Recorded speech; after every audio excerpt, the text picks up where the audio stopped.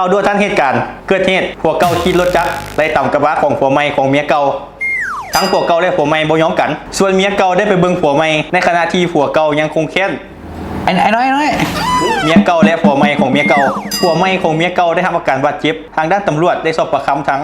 ผัวใหม่และผัวเก่าของหญิงที่เป็นเมียเก่าของผู้ก่อเหตุส่วนผัวเก่าได้ยอมรับว่ายังหึงหวงเมียเก่าที่ไปมีผัวใหม่เลยเหตุการณ์ก่อเหตุไล่ต่ำผัวใหม่ของเมียเก่าส่องนอนไว้รายงานจบข่าวขอขอบใจ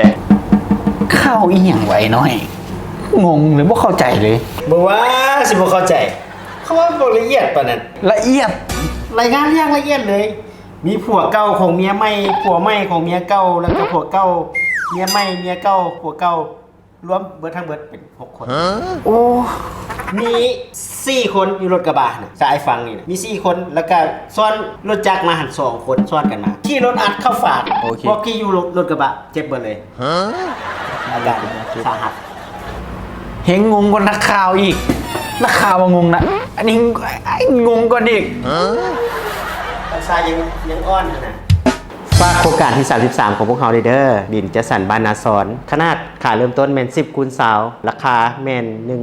113ล้านกีบผ่อนได้2ปีแบบบ่มีดอกเบี้ยสามารถผ่อนได้3ปีดินแม่นอยู่กลางชุมชนใกล้ทางเลข13เหนือเพียงแต่100เมตรแต่ทางเข้าไปก็เป็นทางยางมีคลองระบายน้ำไฟฟ้าน้ำประปาปัตตานีครอบครองออกสื่อลูกค้าเลยเด้อเจ้า